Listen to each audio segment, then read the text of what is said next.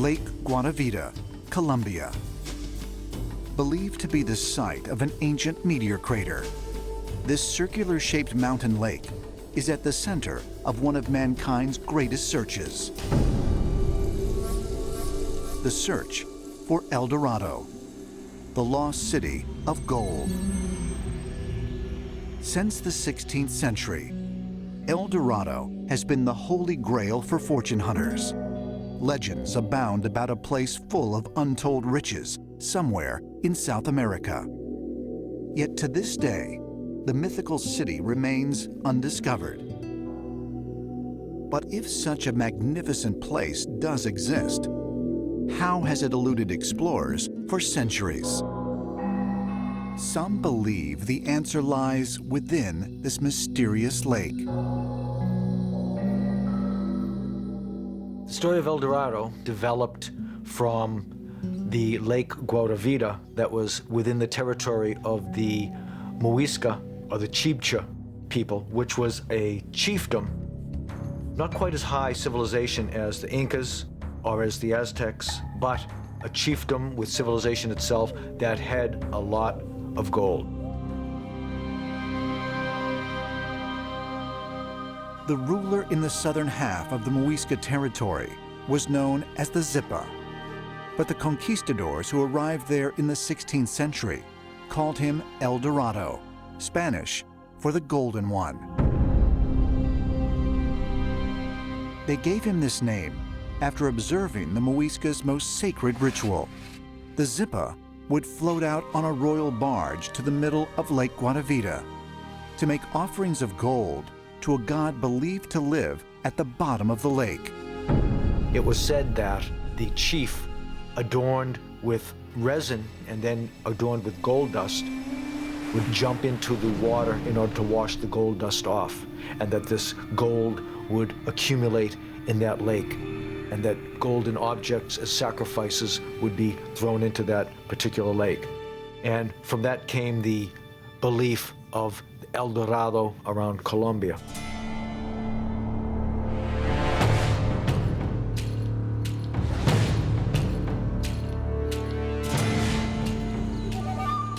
In 1912, an excavation of Lake Guatavita was led by British engineer Hartley Knowles. Knowles reported that he had recovered around $20,000 worth of treasure, including golden artifacts. But he also believed much more lay beneath the hardened lake bed. Could Knowles' find be evidence that the story of the Muisca chief is based on truth? If so, just who or what was the so-called god who dwelled at the bottom of the lake? A number of researchers have suggested that ancient aliens have come to Earth primarily to mine gold. Zecharia Sitchin suggested that these extraterrestrials needed gold to suspend in their atmosphere and preserve their planet. Is gold something that's really important to space exploration and to astronomy? Well, it actually is very important, and the reason why is because gold is an inert material. It doesn't react with anything. The other thing that's very important about it is that it is a wonderful conductor of electricity. And last but not least is the fact that gold is a perfect reflector of infrared energy. You can use gold blankets to protect spacecraft against the intense heat of a star or any sort of heat source. Gold is a very rare and valuable element throughout the universe. Aliens coming to Earth searching for gold. Could such a thing be possible? According to ancient astronaut theorists, it is not only possible, but they claim the proof exists in the numerous texts and legends of the ancient world, like that of the legendary Incan city of Paititi, thought to be located near the southeastern area of Peru. The conquistadors became obsessed with finding this mysterious city of gold that they've heard was in the jungles of eastern Peru somewhere. They called it Paititi, the Golden City. Stories of Paititi and El Dorado ultimately led to the exploration of the Amazon jungles. El Dorado and Paititi are frequently confused. I see El Dorado as being that particular gold-producing site that was in northern South America, and Paititi having been another civilization contemporaneous with the Incas in the area of Peru, Bolivia, that is yet to be definitively found. 7,000 miles from Egypt, the dense jungles and rugged mountains of Colombia contain a vast number of archaeological sites. Many treasure hunters believe the legendary city of gold, El Dorado, lies hidden here, somewhere under a thick canopy of trees. While the mythical metropolis has never been found, early in the 20th century, tomb robbers searching along the Magdalena River stumbled upon a gravesite dating back 1,500 years to a pre-Columbian civilization known as the Tolima.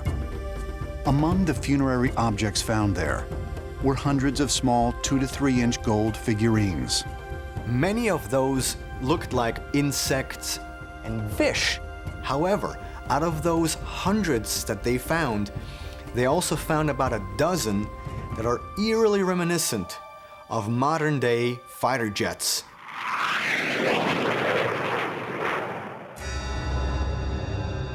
They have a triangular shape, they have an upright tail fin, stabilizers,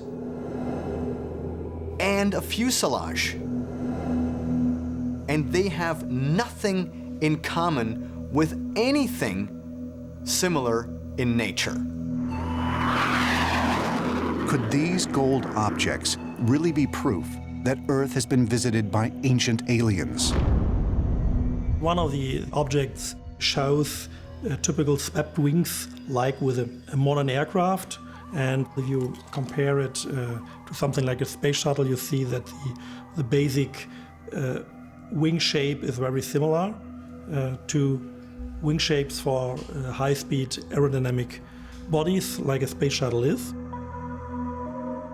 There is not a single insect in the world which has got its wings at the bottom. Now, when you exclude the possibility that it's an insect, one of the things which remain is the fact that this is actually, yes, what it looks like, a plane. In 1997, German aviation experts including Algund Inboom and Peter Belting set out to prove the speculation by building a scale model replica of the Gold Flyer, fully equipped with landing gear and a working engine. It was rather simple because we don't need to put much parts to this shape because this shape is perfect. Everything was already done by the native people 2,000 years ago. They did not add an inch or remove an inch.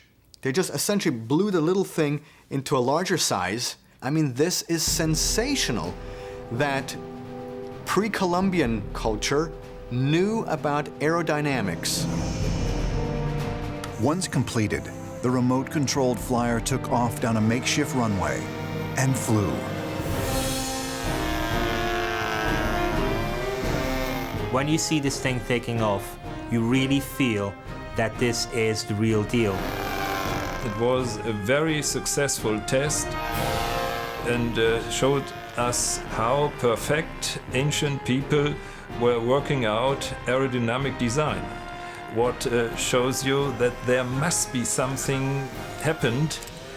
We are not quite sure how it did, but that it did. This is applied science. This isn't just thinking somewhere. This is people going out there and making sure and proving with eyes to see, anybody can see this, that this is real, this is genuine. This little thing which sits in a museum could fly.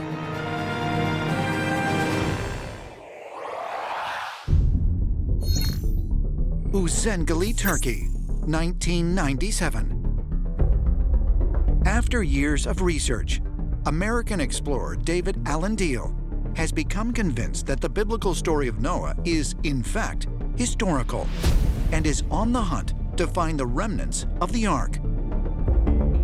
At an elevation of more than 7,000 feet near Mount Ararat, where the Bible says Noah's Ark eventually landed, he stumbles upon the ruins of an ancient settlement.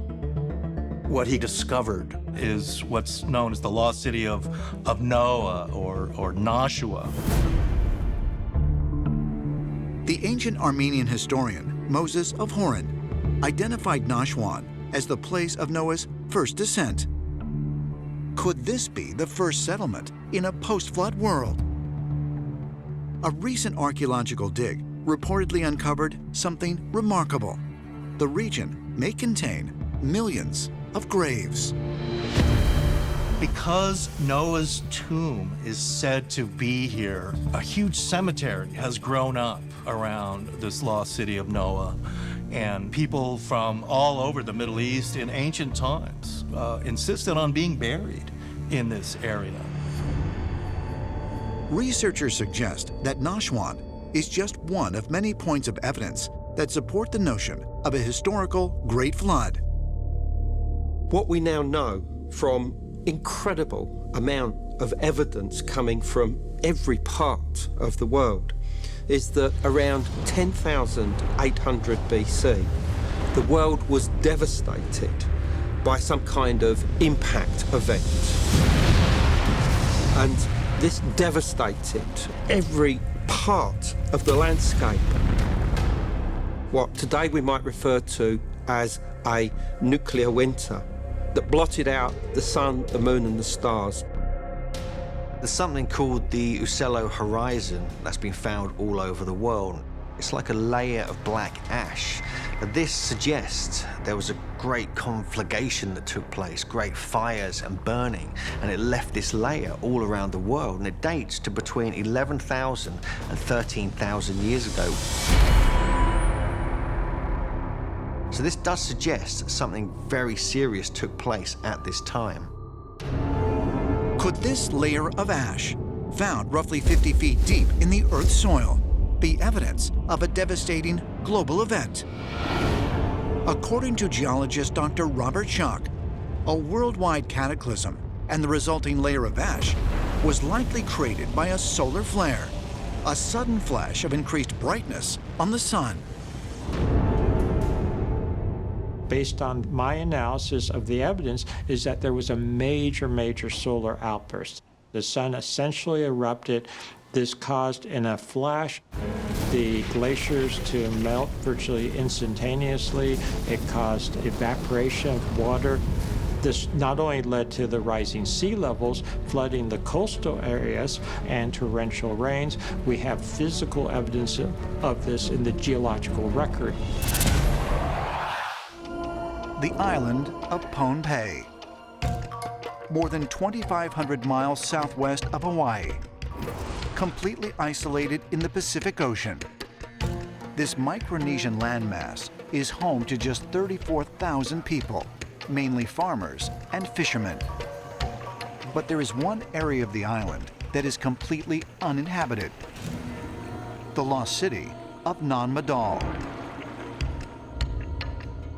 The native islanders believe this ancient site is cursed. And it is also home to some of the most mysterious archaeological ruins in the world.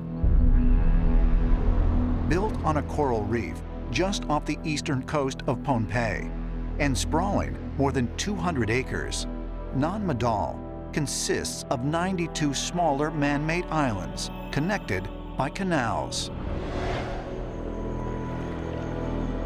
According to historians, this ancient city, often called the Venice of the Pacific, was the capital of the Saudeleur dynasty that ruled from about 500 to 1628 AD. This ancient city housed the Saudeleurs, the kings of that time. So it has their houses, it has feasting areas, it has tombs. So there's a whole number of areas that each of these islets supported.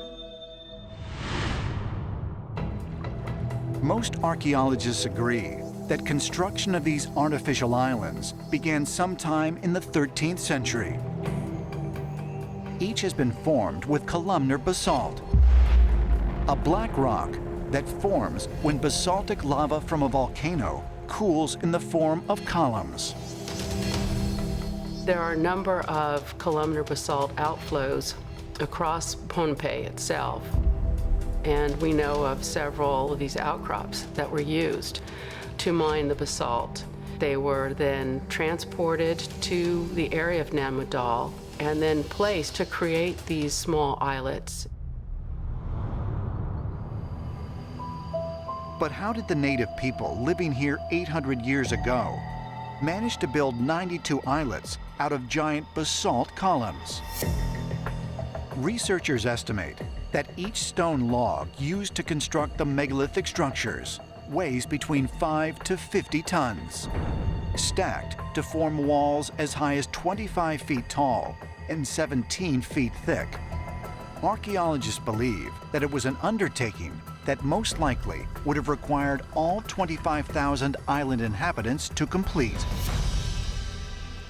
Around the ruins of Nan Madal are many canals, which researchers and archaeologists say were the routes taken by boats to move these basalt columns across and around the island to construct the huge megalithic site. Mainstream scholars insist native people built Nan Madal using ropes, rollers, and rafts. But attempts to prove this theory have failed. So if you add up all of the stone logs, you have a weight of 750,000 or so metric tons. That's a lot. If you were to move maybe 2,000 tons a year, you might be able to get it built over about 3 centuries. We're talking about a major, massive effort here. The kind of effort that you would see in the construction of the pyramids in Egypt.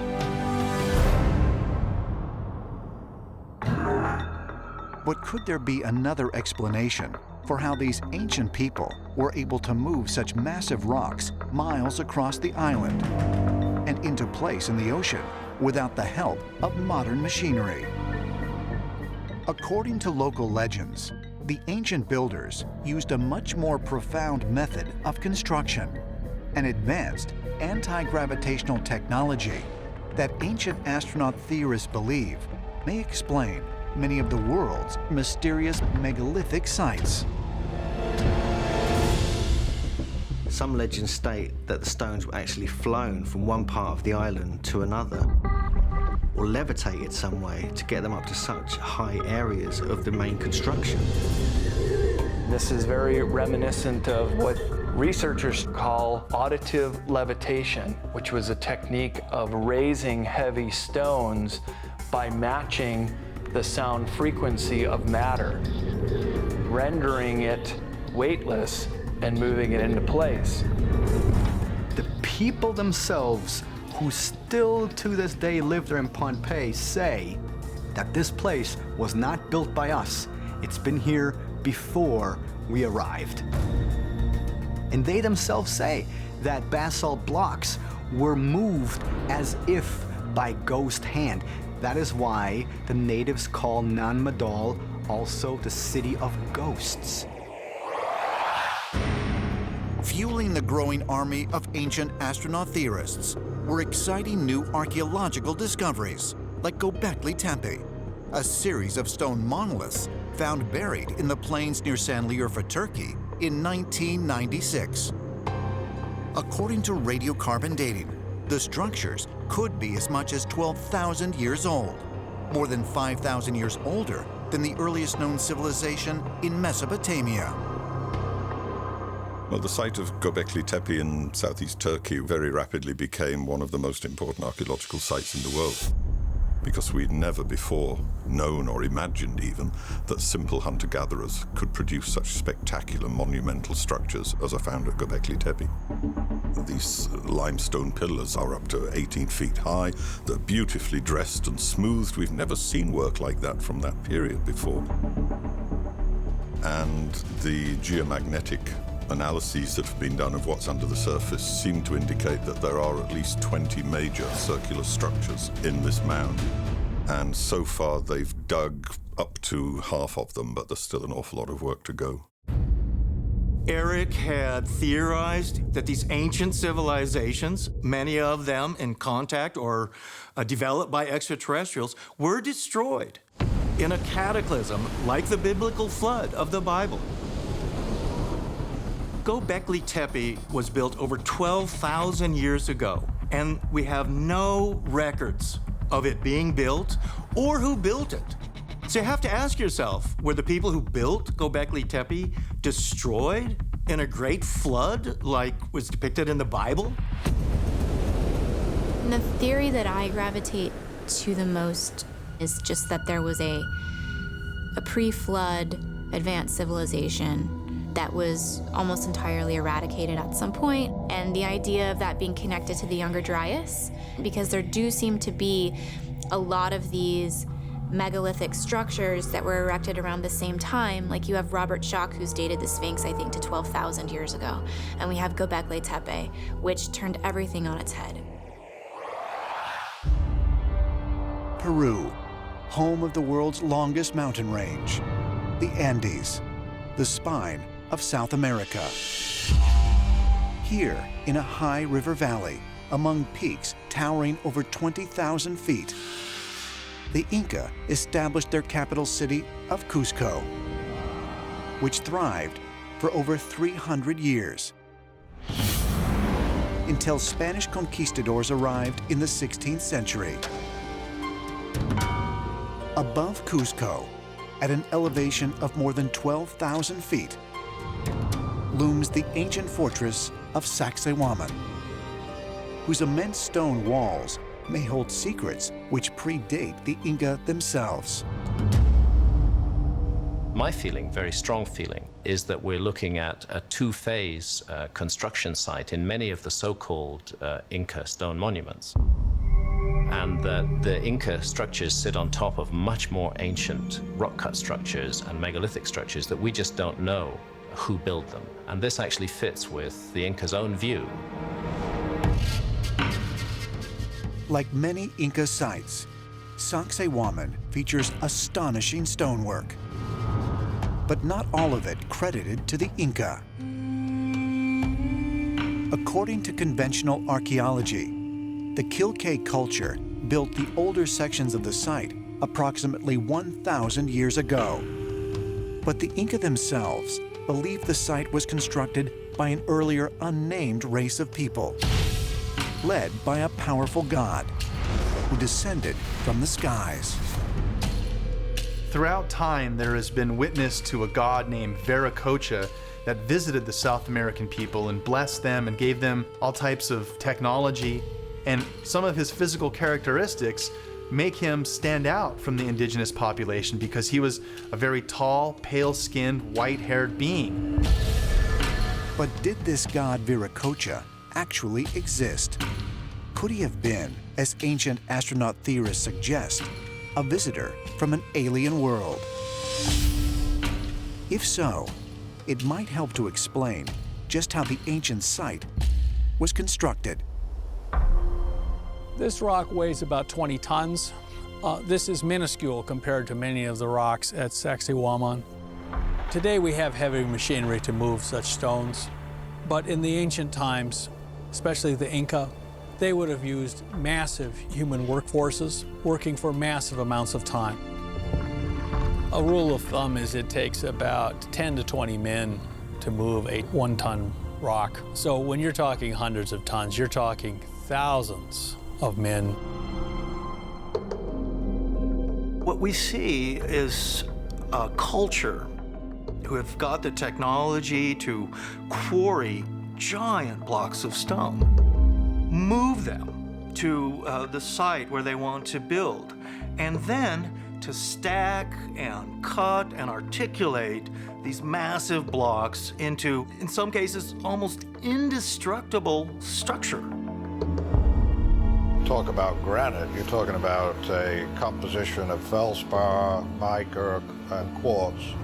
So you need diamond to actually braid it or cut it. We would use diamond today to cut granite. Those are the kind of discoveries that lead one to question whether they were really using the tools in the ancient toolbox or whether there was something else at work.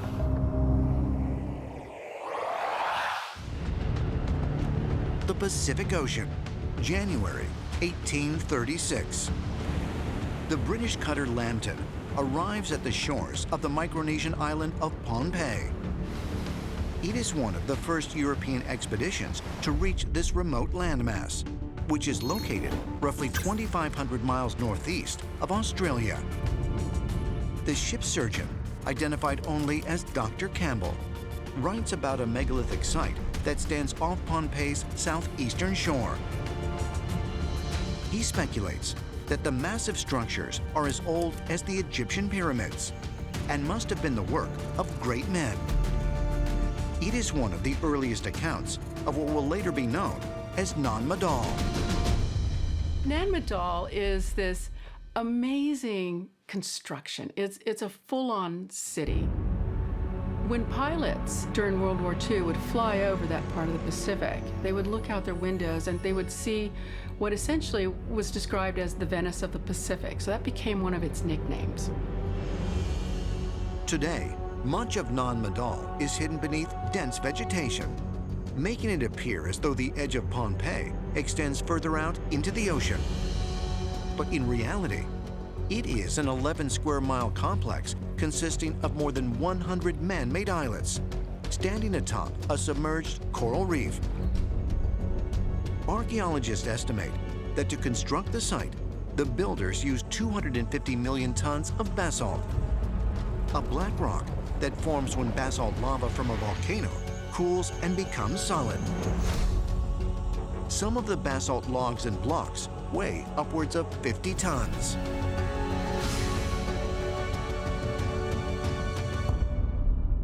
Nan Madal is this mysterious island in the middle of nowhere. You have at least 600 miles in every direction where there is absolutely nothing. And so to find this incredible megalithic structure there, you have to wonder why that place existed in the first place. When we consider the sheer scale of the Nan Madal construction site, it's mind-boggling.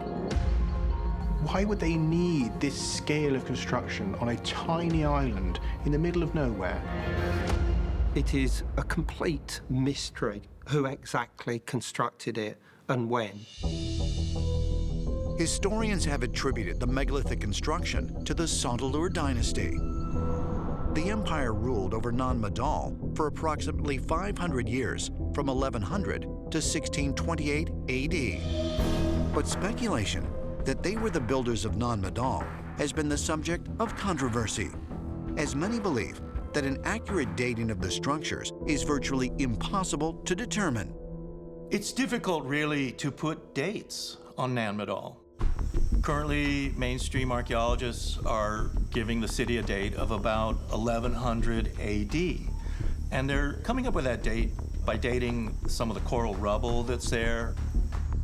What I think of there is that this is the date of the last repair work on this amazing city, and that the city itself was actually built much earlier than that.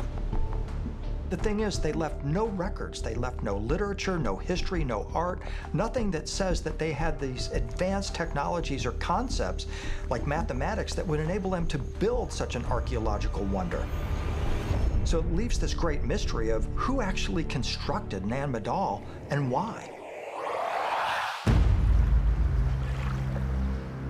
Located more than 500 miles away from the crowded streets of Istanbul, Şanlıurfa in southeastern Turkey. There, in 1994, on a dusty hilltop, a local shepherd noticed the tip of a stone sticking out of his field. He began to dig, eventually unearthing a 19-foot pillar. Its edges were precise, and rising from its center was a relief carving of a strange animal. Upon closer examination, it appeared that the finely chiseled stone had been fashioned by talented stonemasons, working with advanced tools. When word of the discovery reached the scientific community, one fact became obvious. A Kurdish shepherd had stumbled upon what is perhaps the most astonishing archaeological discovery in modern times, a site known as Gobekli Tepe. For 13 years, a German archaeology team has been meticulously going into a hill, and they have been doing carbon dating as deep as they go. It has taken them 13 years to uncover only 5% of a gigantic civilization. They know what's under the ground. Circles upon circles upon circles, perfect circles in stone. And rising up out of those stone circles are huge sculpted columns, 19 feet high, 15 tons per column. Test results have supported the idea that Gobekli Tepe is nearly 12,000 years old, almost 7,000 years older than Mesopotamia's Fertile Crescent, long heralded as the cradle of civilization. In Gobekli Tepe, the oldest advanced site now on our planet. We know of no other site that is this advanced. It has now doubled the history of humanity. And right there is this gigantic site with huge megalithic circular structures. It just stands there, a mystery, asking us to go figure, how was this done? What's the background to this? We don't know who made them. They just come out of the darkness of the last ice age, where we know nothing, and enter the stage of history already fully formed. And to my mind, this is indicative of a major forgotten episode in human history. Could the discovery of Gobekli Tepe radically change our understanding of human history? And might proof of an ancient civilization provide evidence that mankind's most puzzling myths might actually be based in fact? A lot of myths, a lot of legends suggest that there were past civilizations of astounding sophistication at incredibly early periods. I think we have little glimmers, little suggestions around the world that there was something going on much higher, much more sophisticated, at a much earlier period of time. To put things into perspective, Gobekli Tepe is 12,000 years old. That is several thousand years earlier in age than Stonehenge and the Great Pyramid. And indeed, according to biblical tradition, the world really began in 4000 BC, and yet that is 8,000 years later than the foundation of Gobekli Tepe. So clearly we have here something that contradicts our normal understanding of the evolution of civilization. Curiously, after 13 years of digging, archaeologists investigating the ancient site have failed to recover a single stone-cutting tool, nor have they found any agricultural implements. How in the world can you contemplate 19-foot tall, perfectly sculpted columns that are 11 to 12,000 years old and no tools